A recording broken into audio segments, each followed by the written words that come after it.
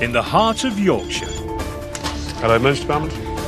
An unbeatable team. That way. And stop, we're going to lay you down. Hard at work 24 hours a day. Does it count as my daily exercise? 7 days a week. I can smell it now. It's a really bad burn. Saving lives. It might be that we need to put you to sleep in order to try and sort this out. Helping loved ones. It's a shocker, that. Making the community they serve better. We got you, lad. He'll be such a good boy. A health service treating anyone. Car door, house door. Van door. Big van door. Yes. So it's quite impressive, isn't it? And everyone. Oh, you're going to have a good black eye.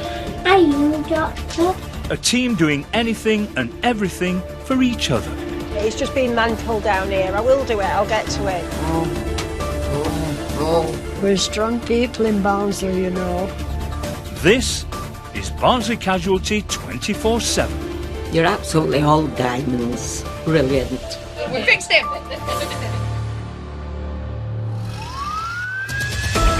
On shift tonight, Oh, that's better. volunteer Jane. Oh, that's definitely better, that.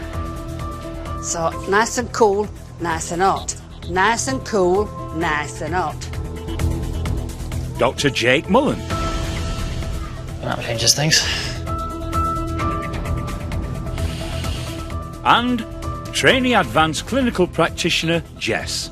Here, Nan. We need to see if you've broke that hip. You keep trying, don't you, to cause an injury? So, get ready to share a baking hot shift Oh, with the team at Barnsley Casualty.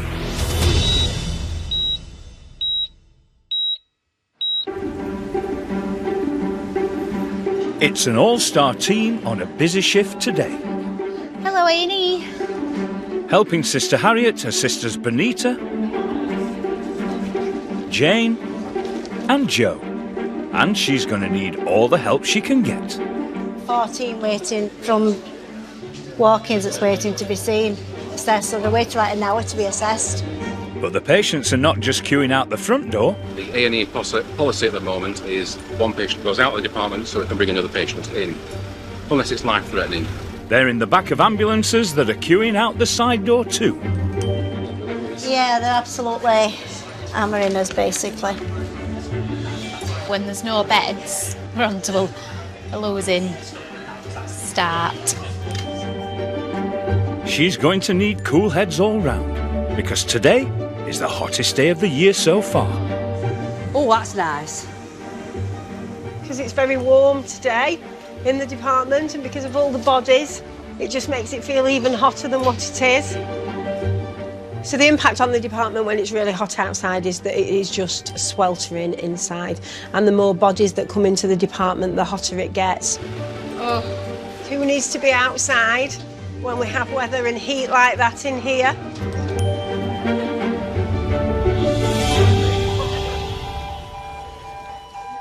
Where's that?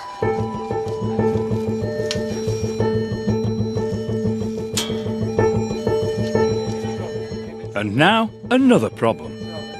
We'll see what, yeah. You can start bringing one round, Graham, if you want. The emergency buzzer is ringing. Go back there. And when that goes off, all key staff are scrambled. Graham's just getting one. It's an incident outside. The hot weather might just have its first victim of the day. A woman has fainted just outside the entrance to A&E. Whether it's heat or something else, the priority is to get her onto a trolley and start the assessment. But with half the team dealing with this outside, inside, the emergency red phone is ringing.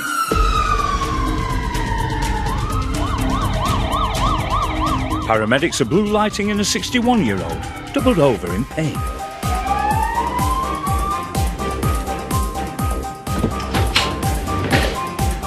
In resus, Dr. Mullen is prepping for his arrival.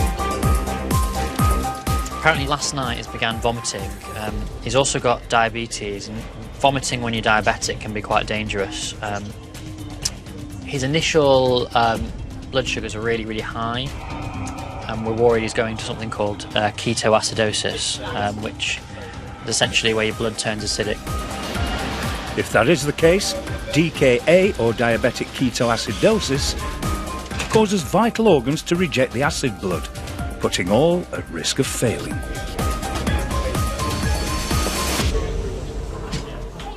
Hello. Hi. Just want to come through. This is the pre-alert for Query DK. Yes. It's on 3, 1, 2, 3. It's fine. Cool. So, tell me what's been going on. From 9 p.m. last night, he's been vomiting. When his daughter came to him this morning, he was still vomiting, complaining of abdo pain. Yeah. GCS 15. She's done his ketones and they just read as high. She gave him 8 units of insulin just before we got there. Fine. Perfect. John? I'm Jake. I'm one of the emergency medicine doctors, okay? I'm going to get you looked after. I'm going to pop a cannula in, give you some fluids, get some bloods, and we're going to get you sorted, okay? How are you feeling? Really dry. Really dry. Everything.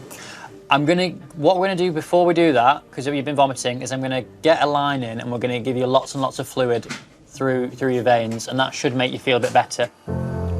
Dr. Mullen urgently needs to stop the cycle that's causing John's blood to turn into acid, and getting him rehydrated is the first building block to getting him right.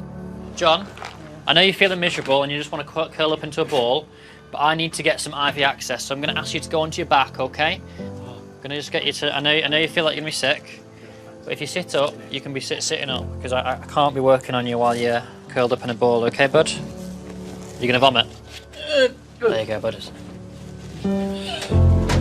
Every week in the UK, 500 people with diabetes die prematurely, and John's array of symptoms all stem from that one condition. You get people coming in, you know, really unwell and even dying from complications of diabetes, whether that's high blood sugar, whether that's needing leg amputations, whether that's things like heart attacks. His blood sugars are really high and he's quite dehydrated. That's a bad combo and it can cause your blood to go acidic, which again can be fatal.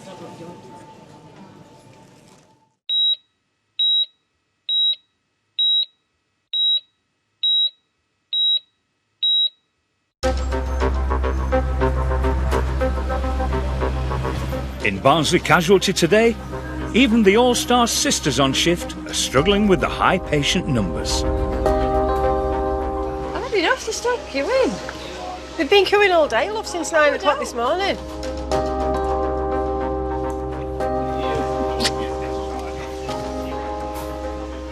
It's horrible. It is. But they're also struggling with the high temperatures. Running the hub is Sister Harriet. Reese is getting a bit busy, so I've just sent Geetha back in. This shift is affected quite badly. A lot of strain, a lot of stress. We get worn out a lot easier. The weather does have an impact. Kids are playing out if it's nice weather and falling in paddling pool and all stuff like that, climbing up trees and stuff. Sickness to be down here. And it's not just the sisters who are affected. When it's really hot in the department, it can really be a nightmare. Everybody feels so flat and deflated. Oh, that's better. Oh, that's definitely better, that. So when the energy is down, Volunteer Jane does what she can to keep their spirits up. See, that bit's got aircon in, hasn't it? So nice and cool, nice and hot. Nice and cool, nice and hot.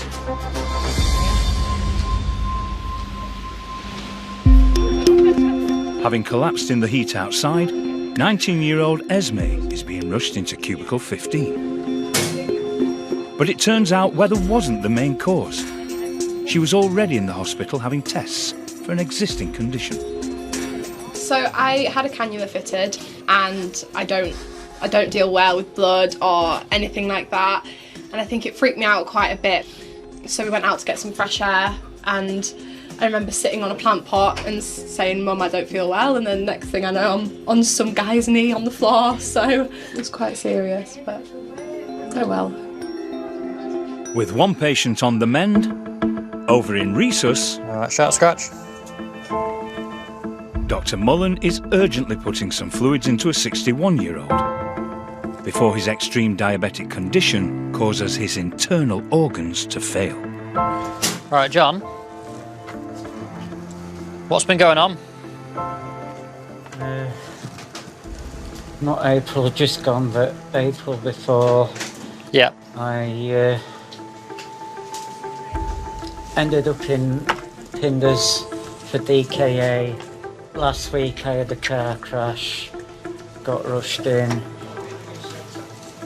and then they sent me up on ward. 11 days later sent me home. That were only a few days ago. It's quite a complicated case. It's really clear that this isn't just a case of a minor issue, this is a life-threatening situation. And the clock is ticking. Dr. Mullen needs to work out what bits of John's medical history he can rule out. So then what's happened in the last 24 hours, John? Just strained and failed. You've been vomiting? Vomiting since yesterday evening. Your heart's racing a bit. Are you in pain at all in your abdomen?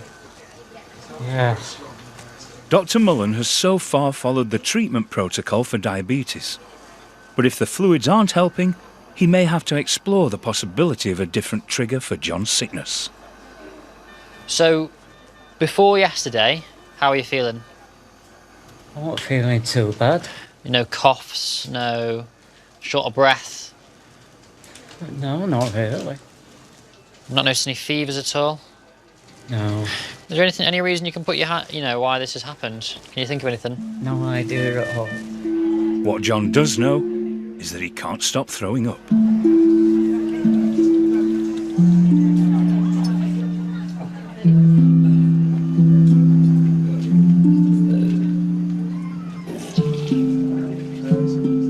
But now, this complex diagnosis has just escalated even further. Oh. Looks like that changes things.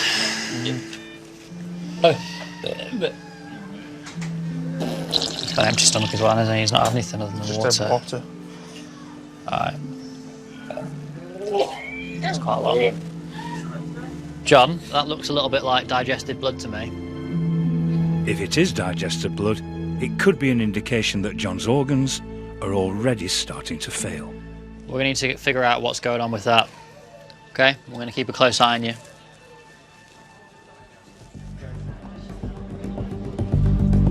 It's not just the weather that's red hot today. The emergency phone hasn't stopped ringing.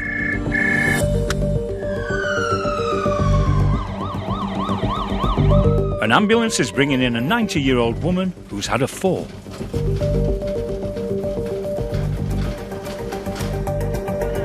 Sister Jane is now helping out on the ambulance corridor.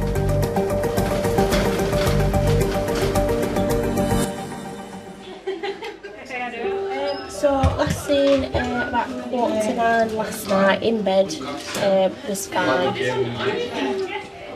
She's quite prone to falls due to poor mobility.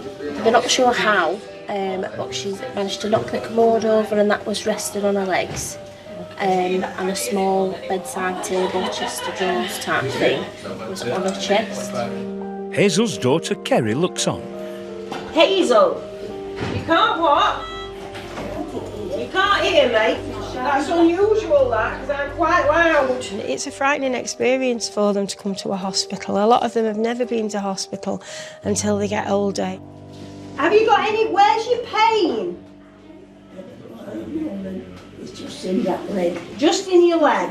You've no pain in your chest? No, I don't think so. Okay, what about your neck? Well, it's a bit dicey. Your neck's a bit dicey. They're quite strong in Barnsley and, the older generation are. Where does that hurt? Back of my heel. Back of your heel? Yeah. Okay. All right, Hazel, 2 seconds. We'll get you some pain relief. Right. Oh. So just to get her off the scoop, but she's query neck of femur, it's shortened and rotated. That's all they say to you. Oh, I'm sorry to bother you, I don't want to be here, and I wouldn't have come, and this, that and the other. You've got to go round for an x-ray, and the chances are you're going to be staying in hospital. Where? Here. Oh dear. So it's just about making their experience a good experience.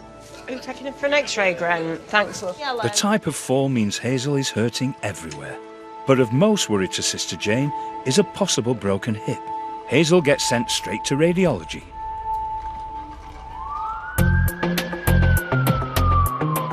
Over in the hub, the temperature is still rising. See, who needs fans? Who needs all this electric stuff when you've just got one of these? People are just like worn out because it exhausts you, doesn't it? You go on holiday and you think, oh God, look at them, they're having to work in this weather. I'm glad we don't have to, but we're actually doing that, aren't we?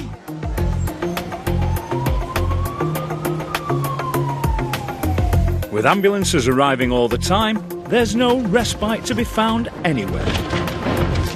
Just keep coming, don't they? There's another one now.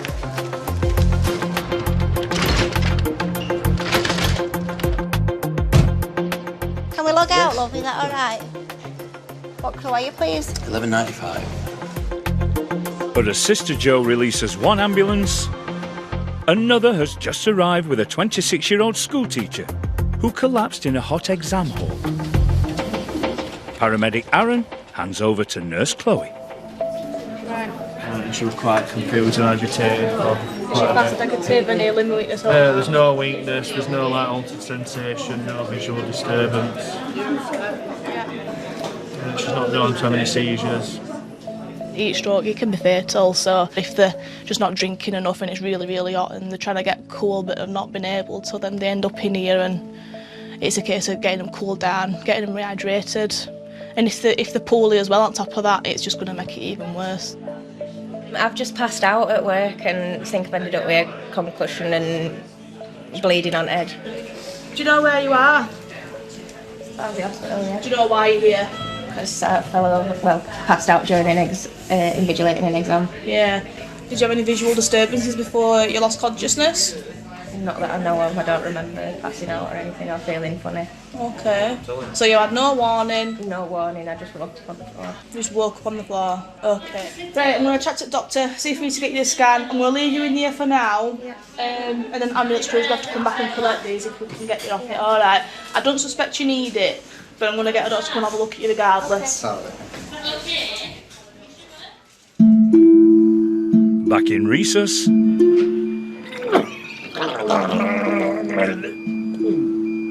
Dr. Mullen is urgently trying to find out if John's blood has become so acidic that his organs are now showing signs of failure. I'm a bit concerned because the colour of John's vomit was quite black, and he said he could taste blood in his mouth, and that sort of suggests it might be digested blood that he's vomiting up. The past 2 years I've had a pretty rough time, yeah. Up until being diagnosed with diabetes, I've never had a health problem, I've never had a broken bone, never been in hospital for anything. It's just the past 2 years. And it's really getting to me now. Dr. Mullen has no option but to head over to the hub to see if his consultant can shed any light on it. He's a type 1 diabetic gentleman who's come in. He's been vomiting lots overnight. The vomit now is pretty black. It looks like a sort of, well, a GI bleed. It's a complicated set of symptoms. Technically, his heart rate's over 100. He's quite dry and he's hypoglycemic and his ketones are high. He looks quite unwell anyway. Trying to figure out what else I should do in the meantime. The doctor's priority now is to do whatever it takes to curb the onset of acidity and wants to use a drug normally used to treat severe liver failure. Yeah, I think PPI is a sensible thing. Yeah. Yeah. Yeah, I think that's all I'd add, really. Yeah. Cool. Sister Benita immediately administers the new drug. Not allergic to anything, are you? Not that I know of. Right, this one's some more anti-sickness, okay. all they can do now is hope they've caught it in time. I mean, I'm oldest male member in our family now. We always seem to reach 61 and not 62. And I'm 61 now, so that's why I'm a little bit worried. And my kids and grandkids, they keep on getting on at me quite a lot. So I'm concerned for them more than anything. I've got 9 grandkids. If I can make it to November, I've brought the curse. If I can make it.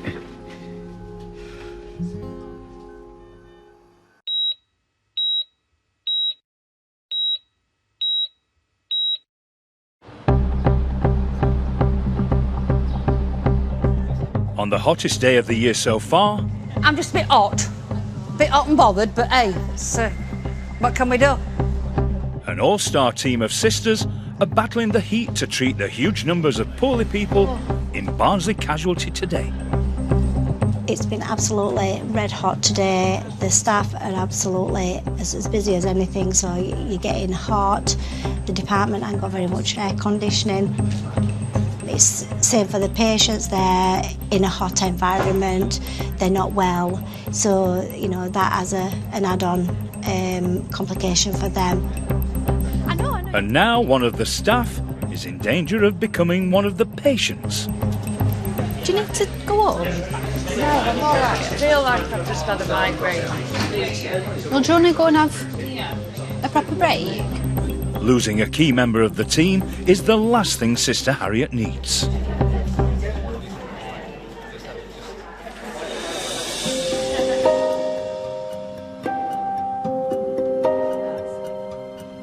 "90-year-old Hazel has had a fall. She's being x-rayed for possible damage to her hip and neck. Hazel avoids coming into hospital at all costs, but there's one medic she's happy to see. Her granddaughter, trainee advanced clinical practitioner, Jess. We need to see if you broke that hip. You keep trying, don't you, to cause an injury? You might have done it this time. Since losing Grandad 2 years ago, she absolutely did not want to be in hospital, full of no money. There were nothing that were going to bring her in to hospital. I only put my hand back to get to put light on. Light. Yeah, lamp. Aye. Yeah. And then what happened? And then what happened? I don't know. We're not sure how it happened. Well, I don't know what we come over doing. Yeah. I'm going to go nose at your x-ray. My nan is quite a stoic lady, as that older generation are, and they kind of just take things in the stride and just deal with it. I don't think I've honestly ever seen my nan cry.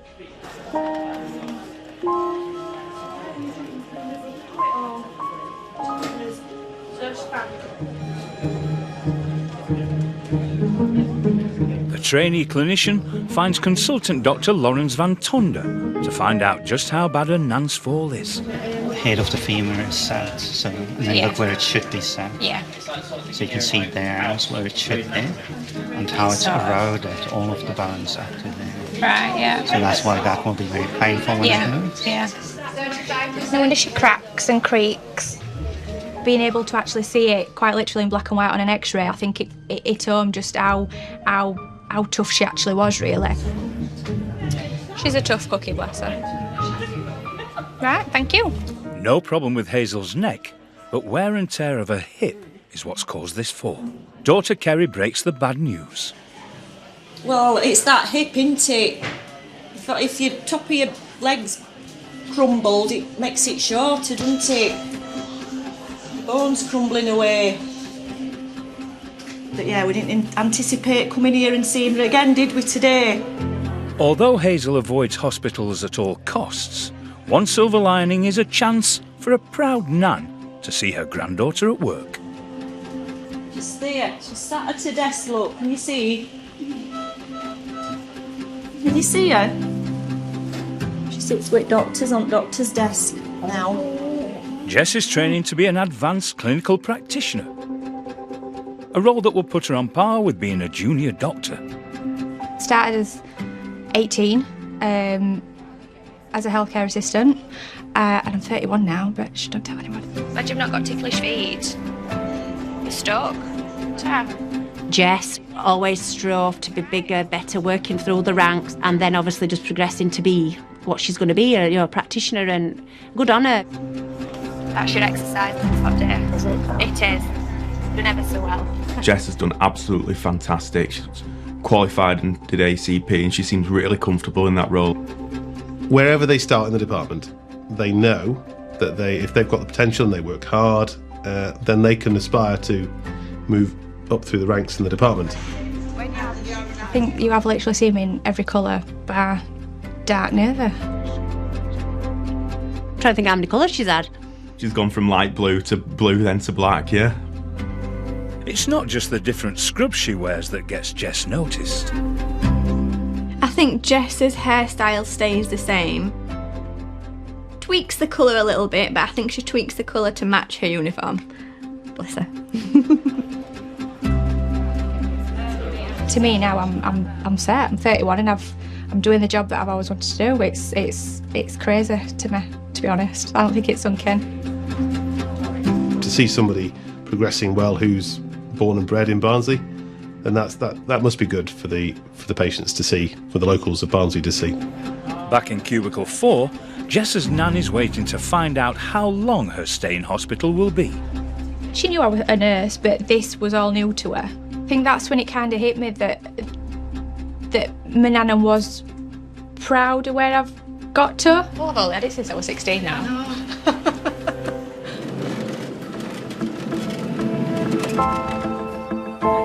School teacher Jade has been moved to cubicle 8 to be monitored. What have you been doing then? Invigilating an exam for GCSEs. Oh! Passed out in the exam. You can just relax it. Can I put this on this hand? Ah, when it warm then, I bet. I don't know. Can't remember. Can't you remember before it, or? No, I remember being sat there. I don't particularly remember being too hot or anything, but it's been a bit warm in that school all week. You've got a nice black eye coming. But Nurse Chloe now has another fainter on her hands. Anyone free to help me? Yeah, go on. Jane Gallagher, so, right. She basically went vacant. She's been out for a meal with her daughter and that, and she's been eating, has gone vacant and lost consciousness. She's basically fell off a chair. She says that she's not had any symptoms before or after. She just kind of lost consciousness, then woke up. Didn't feel any dizziness. She's got no chest pain, no head pain. So I'm not actually sure what to do with her, plan-wise. She's not had any head injuries? No. Yeah, it's a bit of a weird one, actually. Especially on a hot day, you're more likely to come in with dehydration, sunstroke, heat stroke, and they could be going on with the day trying to keep themselves well, and they could faint, collapse. I could put her to sit, can't I? Yeah? Does she look like comfortable? She looks fine, yeah. Well, relatively, yeah. Any one of these chairs, your nurse is called Neve.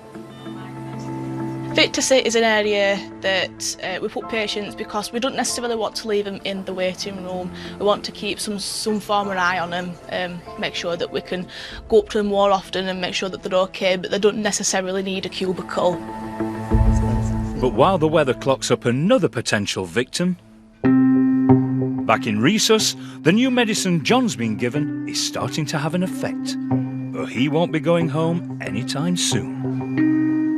Ultimately, we're working in A&E and we've only got that snapshot. I can only really tell you what's going to happen in the next 24 hours and give you a general idea of the rest of it. And then I can rely on my colleagues in the rest of the hospital to really do the rest of the work for us. So you've been vomiting for about 3 days-ish at this point. Yeah. John is now stable enough for Dr. Mullen to hand over to the hospital medical registrar and work out what treatment John will need going forward. I had a look at the vomit in your other bowl, okay. So I think they were a bit concerned that it could be blood. Yes. I'll have a look at your blood tests as well, just make sure you've not had a drop off in blood in your blood count, your haemoglobin. Is there any chance that I can drink some water? Yes. Yeah, you can drink some water. Okay. I'd probably have little sips, just because you might vomit it back. So the medical registrar has reviewed John. His glucose levels are coming down. We're starting to rehydrate him. He's been vomiting quite a bit in resus. We suspect he may well have a small tear in his esophagus, but the medical registrar isn't too concerned about it at present. We'll just keep an eye on things. He's going to go up to the ward now, where we'll just continue with his therapy, and hopefully he starts feeling better. All right, thanks, John. I hope you start feeling better, all right? Feeling better as well. Yeah. All right, cheers, mate. John ended up staying 2 nights on the ward before being well enough to return back home to his family. Don't you get porters taking from here, do they? I'm a porter. Oh. Why, you want someone specific? No. A Muslim man. It's still not clear what caused the sickness, so John's having more tests with his GP. Okay. They look fine, yeah? God, it's not in here, isn't it? Do you think? Go to sleep. I could. I was lying down. Waiting in the fit to sit area is one of today's fainters. It's sleepy heat in here. Maybe that's the idea. Must have water. Jean collapsed in a cafe while visiting her daughter Barbara. I can't work out if the people of Barnsley are more friendly than they are in Stockport, or if I've become more friendly. But Barnsley itself is great. You've got so much to do and see. We found it. There's a water thingamajig, which they don't advertise. But while Jean looks like she just needs a rest, heading to radiology is schoolteacher Jade. You know, sometimes if you've ever slept on a shoulder funny and it goes, like where you can't move it from the pain, it's like that but extreme.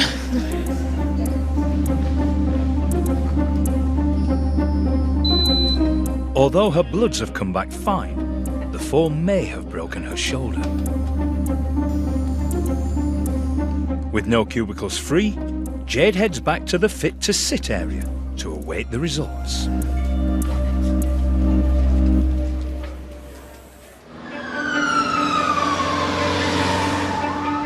There's an emergency. A 1-year-old is being blue lighted in. Paediatric specialist advanced nurse practitioner Liam heads for the ambulance corridor.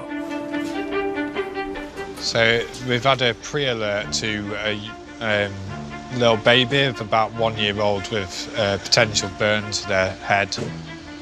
So we're just waiting for the ambulance at the minute. We sometimes get phone calls from the ambulance service to tell us that a child's either been sort of seriously injured that they're concerned about. Hiya. Are you guys the guys that have run through the burn? Yeah. Yeah, instead of going into resus, we're just going to go into IOC rather than that.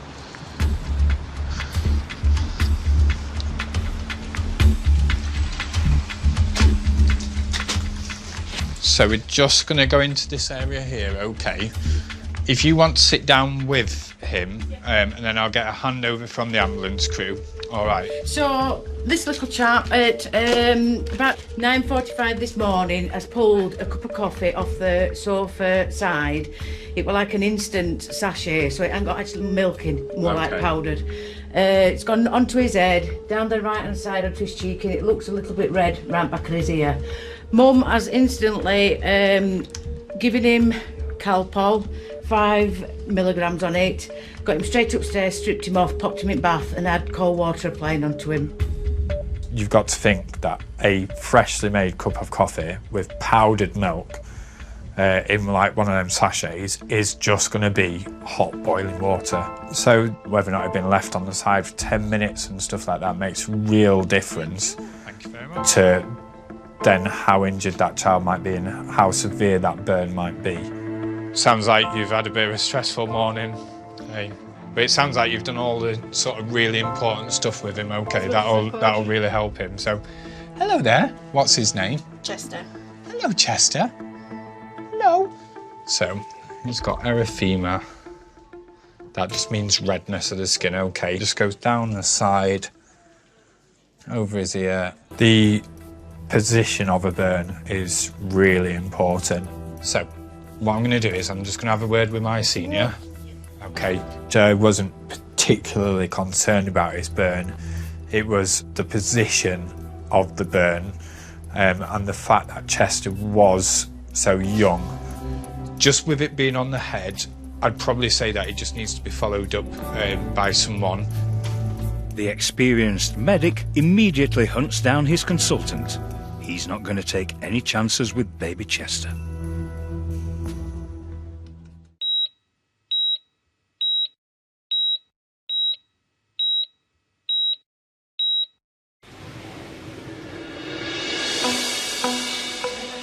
Sister Harriet has an all-star team of sisters helping her out on the hottest day of the year. Did you do it at the beginning or the end of the exam? It was right at the end. Oh, right. Only 15 minutes left. Wow. A hot room, I assume? Yeah, hot room, computer room. Right. But the tough shift is about to get tougher. Benita's gone home. She's not feeling very well at all, bless her. She didn't look well. When I put my hand on her back, she were all clammy, bless her. She went and had a drink and then still didn't feel any better, so she's gone. Yeah, so we're down on numbers now.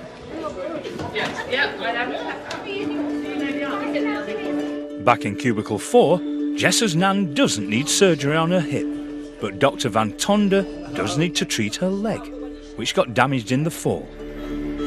You hurt the bottom of that leg?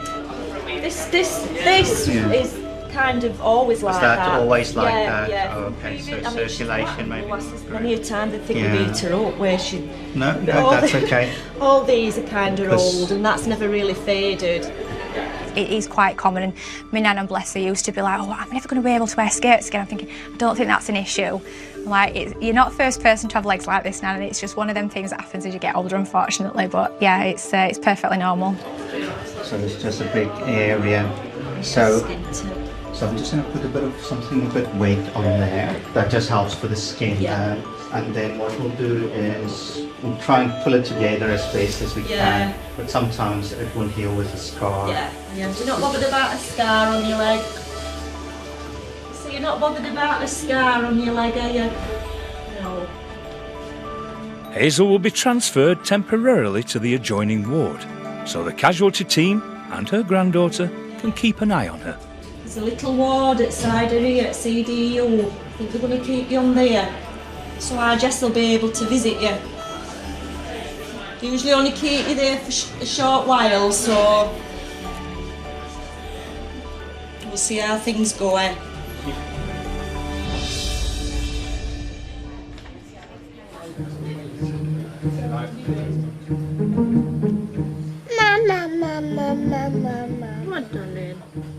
Chester is 1 year old, has got a burn to the side of his head. Over in the paediatric department, it's not very deep tissue, but because of whereabouts it is, it's just whether or not we need to refer him onto a specialist tertiary centre burns unit. Advanced nurse practitioner Liam needs to speak to his consultant about the best care for baby Chester, who grabbed at his mum Christie's coffee. Clever, Sherry. Yum, yum, yum, yum, yum, yum. Shut a baby gate after making a coffee and put it down too fast, and little legs here has just come and tried to decide he wants a drink and poured it all over himself. You're up to me? Yeah, if that's all right. Yeah. Mum guilt. Just bad mum. Should I have put it down? But just thinking about everything that goes on in your head, and everything just happened so fast. Can I discuss this patient with you?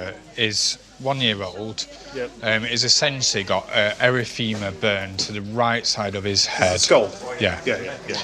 Just panic, hoping that it weren't as bad as it looked. And the burns weren't severe, so it was like get him under cold water fast. I mean, if there's no additional blistering that occurs, they're fine to come back and be reviewed here. Fab. Can I have a quick look at your head? Good boy. You keep eating your yoghurt. Well, it's still not blistered up, has it, really? Yeah, there's a small amount of sort of leakage there, but that's just because of where the skin's burnt. The advanced nurse practitioner is happy with Chester's progress and is happy with Mum's instincts too. Mum gave really good first aid. Actually, what she did after the injury had occurred was amazing. Chester's dad Sam has arrived. Just, I think the emotions of everything just got the better of me, really, and so I sort of teared up and welled up and got myself together and got in the car and come up. Situations you see all the time, but you never expect it for your own. After another half hour of monitoring... Does Chester want to go home? Chester was discharged. We'll see him back here in 2 days. Accidents do happen. I'll be around on that day as well, so I'll be able to then follow you up, see how you're doing. If he's had a burn because of a spilt coffee, no doubt there will be no coffees ever inside that household on an edge ever again. Relieved. Glad that we can go home and it's not as bad as we thought. But no more hot drinks. No.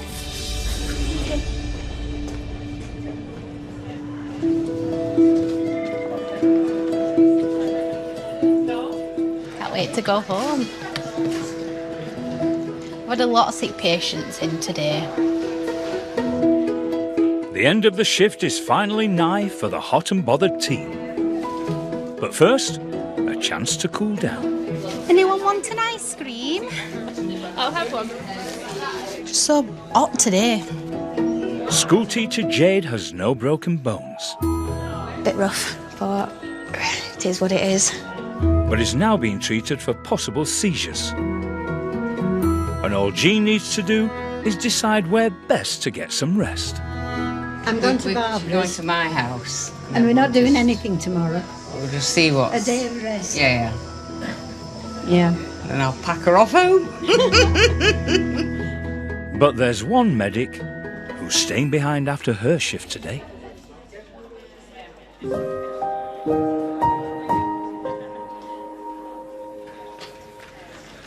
Jess's nan Hazel has been moved to the side ward.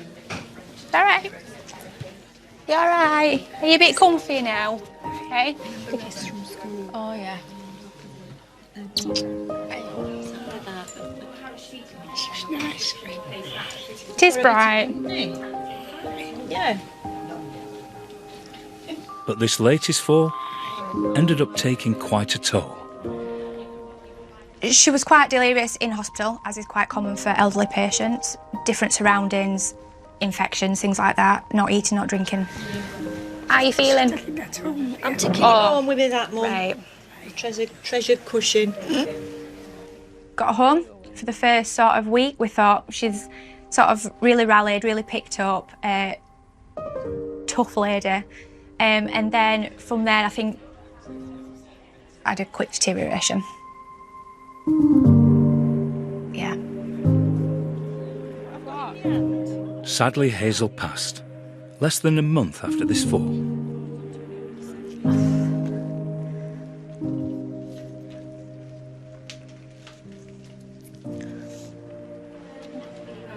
And, just like the hundreds of thousands of doctors, nurses and carers across the country, trainee advanced clinical practitioner Jess was straight back to work to look after other people's nans. You have got a job to do, no matter how much it's affected you. Every so often I might walk past cubicle 4 and be like, oh, she's in there.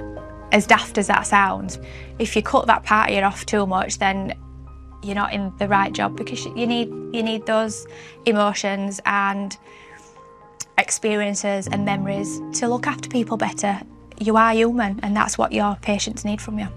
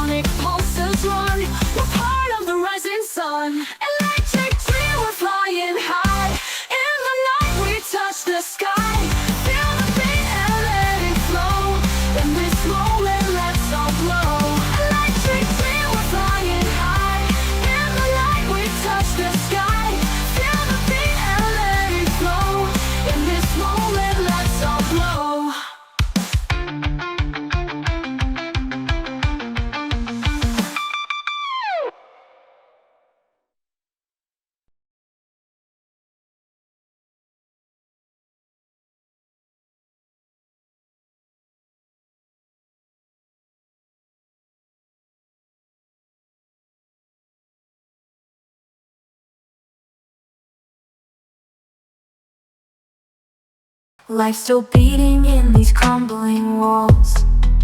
Tonight we sing where nobody sees. In the junkyard we are free. Underneath the moon silver haze, we'll embrace these throwaway days.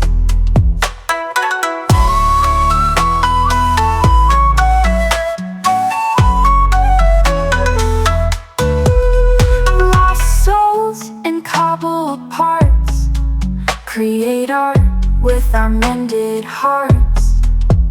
Every scratch has a story to tell in this haven of heaven and hell.